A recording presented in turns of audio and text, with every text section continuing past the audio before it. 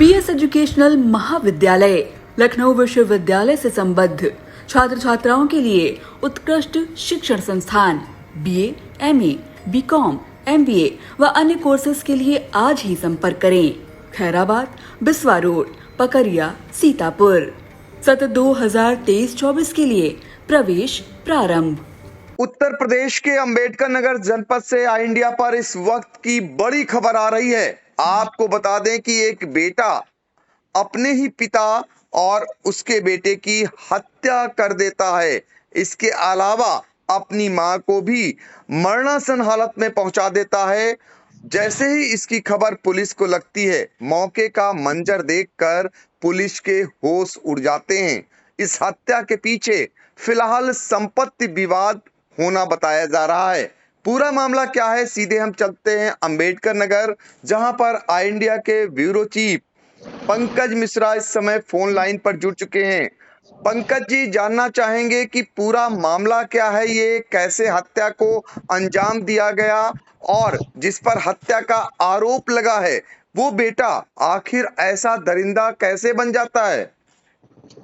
जी पंकज जी, बिल्कुल आपको बताना चाहेंगे कि आज अगर देखा जाए तो प्रदेश में अंबेडकर नगर के इस घटना से आज सारे लोग हतप्रभ हो चुके हैं कि आखिरकार रिश्तों को किस तरीके से संपत्ति को लेकर के इस तरीके से कत्ल किया गया है। और साथ ही इस हत्याकांड के बाद अगर बात करें तो पूरे शहर में नहीं बल्कि जनपद में भी इसका असर और लोगों के अंदर डर का माहौल देखने को रहा और चर्चा का दिन भर विषय बना रहा। पूरे अयोध्या मंडल की भी बात करें तो आज ये चर्चा का विषय बना रहा है। मामला ये इसमें शहजादपुर जो बाजार है अंबेडकर नगर के अकबरपुर विधानसभा में ये पड़ती है। शहर का बहुत ही पॉश इलाका माना जाता है जहां पर ये घटना हुई है। और इस घटना के बाद हालांकि तुरंत आईजी रेंज अयोध्या प्रवीण कुमार और उसके अलावा सभी वरिष्ठ अधिकारी जिले के सभी लोग मौके पर पहुंचे। वहां पर जो है संपत्ति का विवाद फिलहाल पुलिस बता रही है और एक महिला अभी जो अस्पताल में भर्ती है। पुलिस ने अभी ये जानकारी है कि पुलिस ने उनके बयान के आधार पर मुकदमा पंजीकृत भी किया है। अभी कितने लोग नामजद किए गए हैं इसका खुलासा अभी पुलिस जो है करेगी जरूर। लेकिन अभी फिलहाल इस घटना से अगर देखा जाए तो जो घटना जिले में हुई है उससे काफी एक डर का माहौल बना है। और सुरक्षा की जहां तक बात होती है और कानून व्यवस्था को लेकर के हालांकि सवाल उठते हैं, लेकिन ये पारिवारिक चूंकि मामला है, लेकिन पुलिस सभी बिंदुओं पर जांच कर रही है। जी बिल्कुल पंकज, आपको बता दें कि दरअसल ये अंबेडकर नगर जनपद का मामला है जहां पर किसना सेठ और उनका पुत्र है आनंद, उसकी हत्या कर दी जाती है। और आप अंदाजा लगा सकते हैं कि किसना सेठ की पत्नी को भी मरणासन कर दिया जाता है।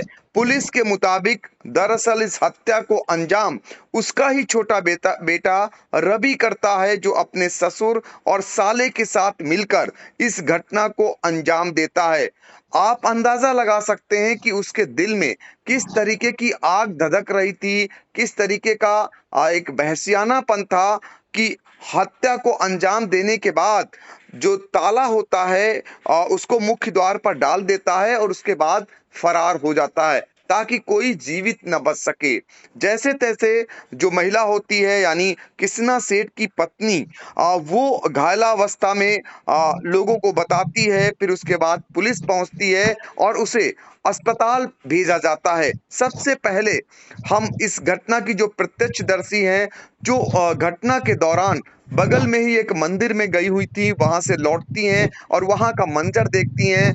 और रवि का दिल तब भी नहीं जरा सा अडिग होता है कि आखिर वो किसको मार रहा है। पिता की हत्या करने के बाद वो सीधे तौर पर अपने ही जो है मां को भी हत्या करना चाह रहा था, लेकिन वो बच जाती हैं। राडों से हमला किया जाता है। पहले सुन लेते हैं जो घायल हैं उनकी पत्नी, मतलब जो मृतक है उनकी पत्नी का क्या कुछ कहना है। बड़ी बेटी ज्योति है, छोटी बेटी शिवानी है, मेरा छोटा बेटा है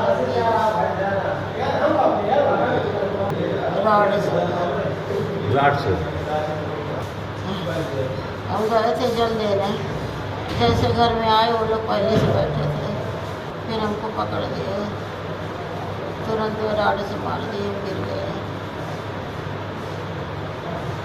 फिर गए मेरे पति को मारे। उसके बाद बड़ा बेटा गया था बच्चों को स्कूल पहुंचाने, वहाँ से आया तो घर में जब घुसा तो उसको भी पकड़ लिया,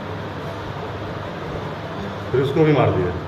ये लोग केवल राड ही लिए थे कि कोई और हथियार लिए थे धारदार? हम बेहोश हो गए, हम देख नहीं पाए। अच्छा, राधे श्याम थे इनके साथ के समझी? जी, और कौन था? राधे श्याम, ज्योति, उनका बेटा उनका बेटा कौन था? सोनू, और उनकी दोनों बेटी मेरी दोनों बहू है। अच्छा, वो दोनों भी थी। तो आपने सुना कि क्या कुछ बता रही हैं पूरी घटना के बारे में, कैसे उसका ही बेटा हैवान बन बैठा, ये सुनीता का कहना है। इसके बाद हम पहले आपको सुना देते हैं अंबेडकर नगर के एएसपी संजय राय का क्या कुछ कहना है। देखिए, ये कोतवाली अकबरपुर का शहजादपुर का क्षेत्र है और इसमें सुबह लगभग 10:30 बजे सूचना प्राप्त हुई कि एक औरत जो है वो बाहर चिल्ला रही थी, उसको मारा गया था। सूचना पुलिस पहुंची थी तो वो औरत लहूलुहान हो चुकी थी। जब उसके अंदर जाकर देखा गया तो 2 आदमी और वहाँ मरे पड़े हुए थे, जिसमें एक का नाम कृष्णा सेठ है और संभवतः दूसरा उनका लड़का आनंद है। प्रथम दृष्टया सभी चीज़ें सब कुछ ठीक है और ऐसी कोई जो बात प्रकाश में आ रही है देखने पर कि हो सकता है कोई पारिवारिक विवाद हो और उसके तहत ये घटना की गई। अभी उनका दूसरा लड़का जो रवि है वो मौके पर नहीं है, उसको जब उसको बुलाया जाएगा उससे जानकारी की जाएगी, क्योंकि वो इस मकान में नहीं रहता और इसको लेकर कुछ डिस्प्यूट भी चल रहा था, जो ये प्रथम दृष्टया जानकारी हुई है।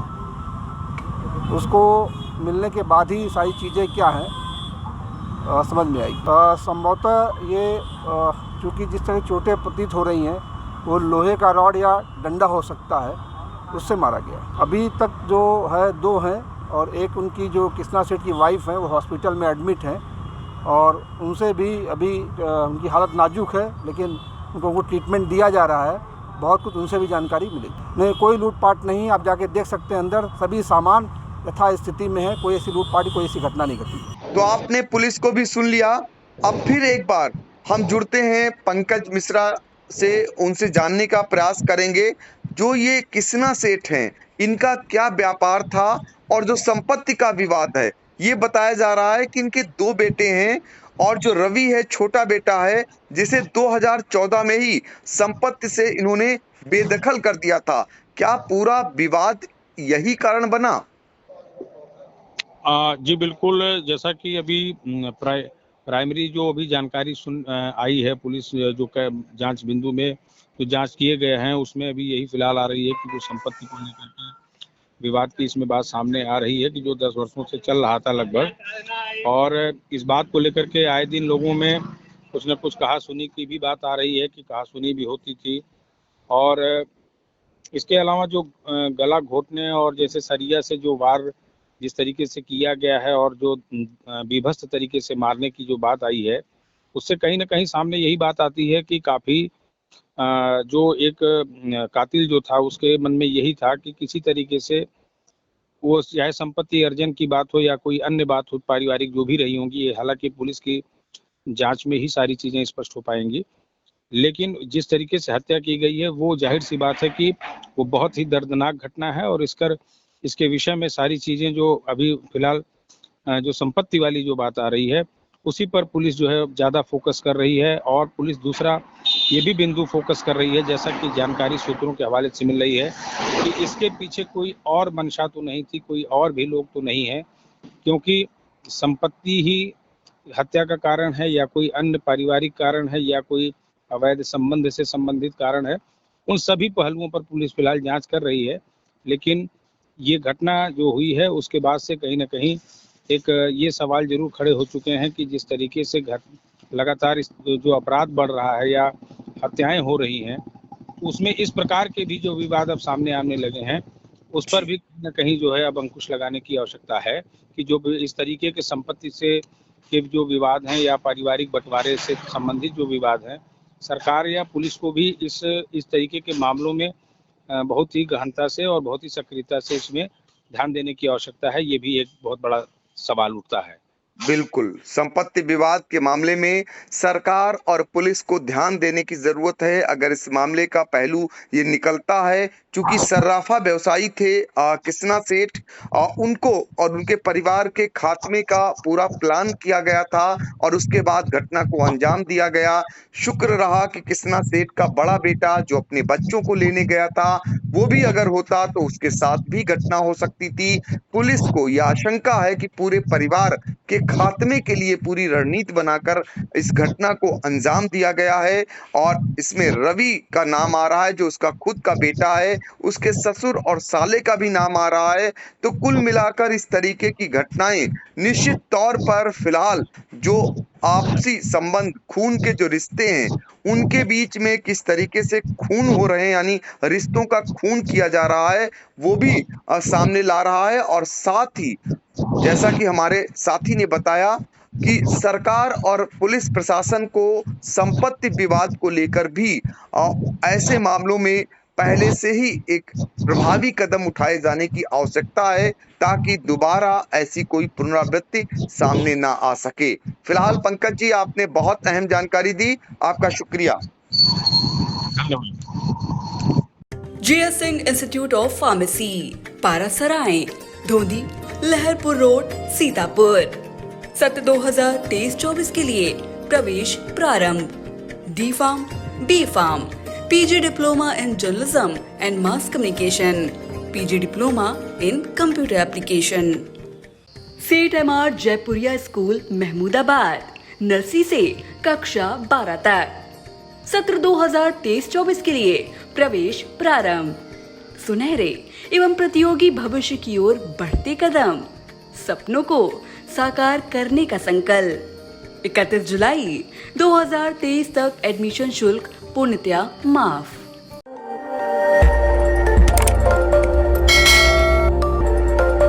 खबर आपकी, नजर हमारी। देखते रहिए आई इंडिया।